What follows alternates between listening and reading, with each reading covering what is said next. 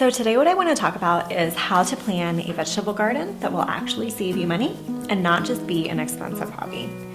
And this is sort of a touchy subject for a lot of people because this seems like one of those really easy things to give people advice on when they're trying to live more frugally. Oh, just plant a vegetable garden and grow your own food. Well, the fact of it is that a lot of people cannot do that. They don't have any land, or their backyards are totally shady, which will never ever work, or they don't have a flat space, or they don't have the ability to do the physical labor that a garden requires, which is significant. So I hate that as sort of a blanket answer for people who are trying to save money. But let's say that it is realistic for you. You have the space, you have the ability, you have the inclination. I want to kind of go into whether you really can save money growing your own food. And the answer is, as with most things, is that it depends. And there's a huge spectrum. And if you're going to save money doing this, which you can, you have to be smart about it. So the very first mistake, well, let me back up. There's really only two things that matter when we're talking about saving money, growing your own food. The value of what you grow, which I'll get back to in a second, and the amount of money that you spend on your garden. So we want to keep our output high and we want to keep our expenses low. Sounds really obvious, and yet a lot of people totally mess this up. First of all, when we're talking about our output, we can't just say, I grew $1,500 worth of super expensive fancy heirloom tomatoes, and therefore my garden saved me $1,500. That's not really true, because you never would have spent $1,500 on those tomatoes when you look at your grocery bill. So the very first step when you're trying to save money on groceries by gardening is to look at your actual grocery expenditures. It is very tempting to look at a seed catalog and see all of these exotic greens and purple broccoli and rainbow colored carrots and want to order them because they're so beautiful and they would be so expensive to buy. But if you're not buying those already, in which case you have a very easy budget line item you can cut, but if you're not buying those already, you're not going to save money by growing them. You need to grow basics that you're already paying for. So the other side of this is the expenses in your garden, and this is where most people go totally crazy. I know raised beds are popular. I know they make gardening easier and more accessible, and that those are all great things, and they all have huge benefits. But we're specifically talking about saving money and growing a large garden in an expensive raised bed that is filled with expensive purchased inputs like compost and topsoil.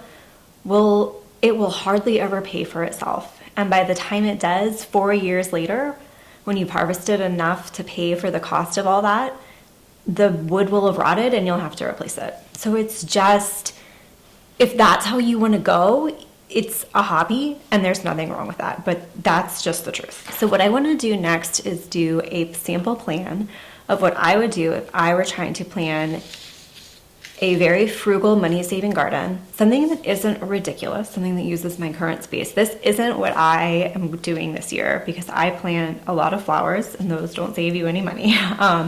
So I want you to, keep that in mind. Money isn't everything. You don't have to garden because you want to save the most amount of money possible. But if you do, I'm going to show you a plan about what I would do that is still realistic and that our family would still enjoy. So I hope that part will be helpful. Okay, so this is like 23 by, my garden that I have is about 30 by 55. It is a rectangle kind of like this. So let's just say that this is my space and it's like 40 by 50. And I'm trying to plan a very affordable garden that's going to be inexpensive for me to grow and is going to yield just tons of vegetables that are going to last me a really long time. The very first thing I'm going to plant is onions, and I'm going to do a big block of them. And this is where you're going to see how details make all the difference, and that I can't really give you absolute generalized advice. And you'll see why. It's obvious. Okay, I'm going to plant onions, and you might be thinking that onions are so cheap to buy. Why is that something that you would grow? You said to focus on, expensive things that are more expensive. So Onions are cheap to buy, but they're actually not that cheap. But the reason that I am picking onions is because they are cheap to grow. You can get a very large bundle of hundreds of onion plants for about $30. They grow really well, very low failure rate. They store extremely well. So I will harvest these around July 1st and they will last me for a year. They will last me until I harvest my very next batch. So what I'm going to grow are almost all candy onions. They're a yellow variety that keeps really well for me. And something that's really important that I just said is that they're ready on July 1st, which means I can follow this. As soon as I pull these onions, I can till this up by hand with just like a little tiller. And I have time to follow this with a second crop. So something that I love to grow always are green beans and cucumbers. And I will fill that whole block in that very first week of July, and I'll be harvesting these through September and October. And that will give me cucumbers for canning. So I've now taken care of for the entire year my onions, my relish, any type of shelf stable pickles I want to do. There are a lot of cucumber items that I can. So relishes, pickles, some refrigerator, some water bath, and green beans, which we typically only eat fresh, but we'll occasionally do some pickled. Okay, so remember I said we need a lot of space, right? These, I'm going to give myself a nice wide row, like a 36-inch row. I'm going to have another block here. Now I realize this is a very big garden and not everyone's going to have this amount of space. So what I'm kind of doing is in the order that I would if this was all I had. So if I had, like this is a little bit bigger, this is about a 10 by 10 space. I don't know that I would necessarily just do onions and cucumbers, but this would probably be like my second choice because these are so valuable to me. But what I would probably do first, I will put in this bed, and it would be early tomatoes. So these are tomatoes that I'm sort of like babying. I'm growing them inside. I've already started them. I want them really big and healthy and ready to go when I can put them in the ground that first week of May. And what I'm really using these for is fresh eating. So these are going to be cherry tomatoes, maybe 2 or 3 slicing tomatoes, but these are early tomatoes for fresh eating. And then over here, I'm going to do peppers.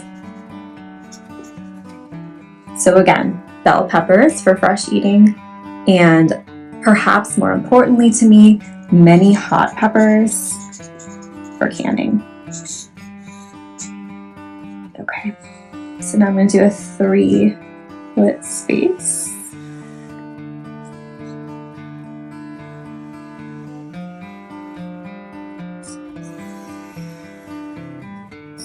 So something that we spend a lot of money on is buying fresh fruit. We have never had great luck with any type of fruit trees or anything like that.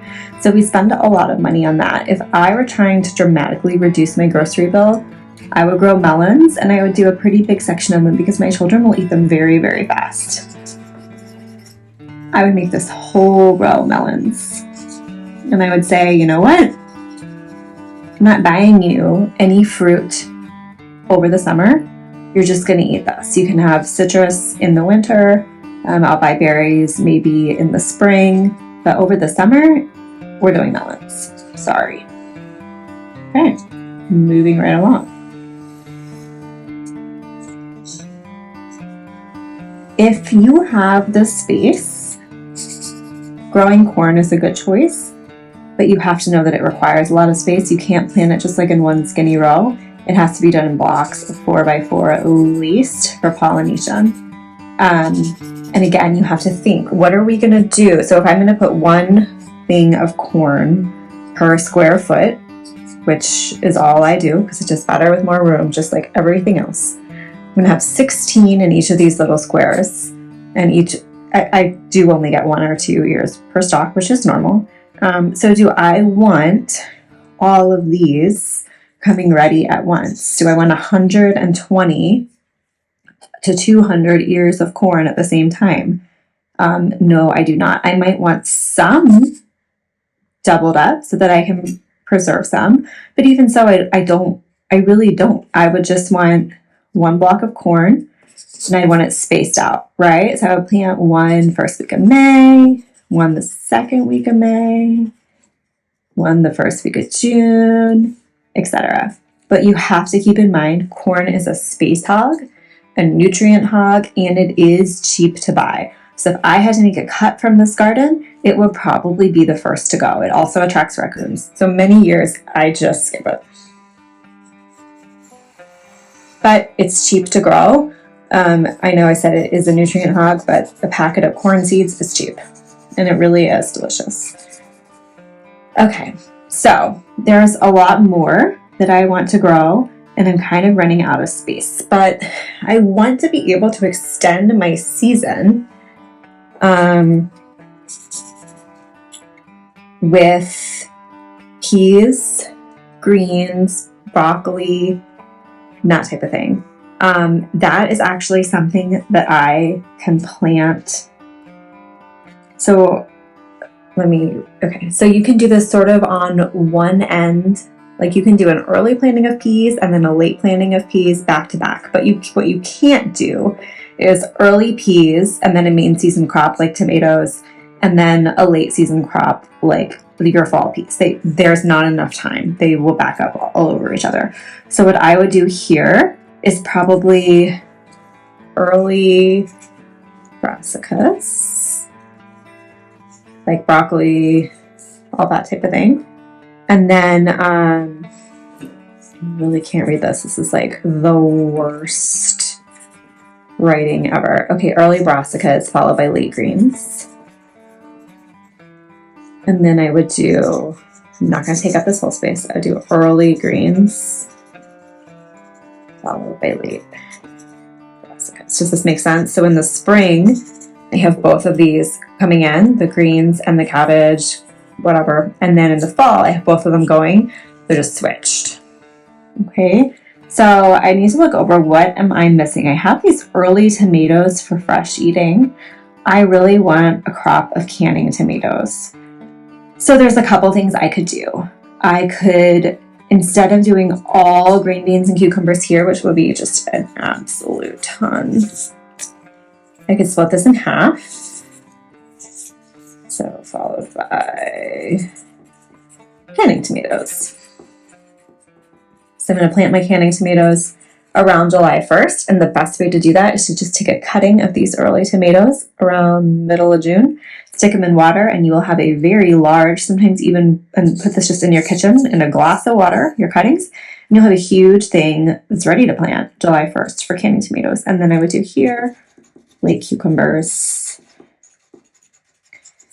and green beans, which means what about my early cucumbers and green beans? And that is a great point. I'm going to put all green beans in this block. And my early cucumbers, so some things would have to go, and I said that my corn would go. I'm not going to let all of it go, but I would put early cucumbers here. Okay, so that is me just walking real quick how I would plant a relatively large garden in a way that saves money, focusing on basic, versatile vegetables and making the best use of my space without cramming things in a way that will require me to spend even more money by doing an expensive irrigation system, raised beds, and compost. This was kind of a strange video, which probably brought up more questions than answers, but the point I'm trying to make is that it is hard and it is complicated to grow a vegetable garden that's actually going to save you money. And I don't say that to discourage you. I think if you can start a garden, you should. But you have to know that that very first year you do it before you've figured out your seasons and how far you can plant things together and how much time you need to get that second crop of whatever. It's a learning experience, and it's still a learning experience for me, and it will be probably for the rest of my life. So you kind of have to go into it without the mindset that, hey, when I add up all my supplies and I add up all the money all the vegetables that I got, I'm gonna come out ahead, because you might not. and you probably won't. And if you are overly concerned about that, you're missing the point. So it's a very frugal hobby. It's a very productive hobby. The numbers aren't always going to add up in a favorable way, but that shouldn't discourage you. So that's my point. I have a ton of sample garden plans available on my website, and I will link to some of those below, where they're on this, but they're neatly organized, and you can print them out, and then you can just copy those, say, okay, I have a 10 by 10 space, here's what I can fit. Or you can just use them as a jumping off point for your own. So I'll link all those below, along with some of the very best books on this specific topic, which is building a garden that's going to save you money. It is complicated. It is a lifelong learning experience, but I hope you enjoy it and don't let yourself get overly caught up in the dollars and cents. That is it. Have a great day.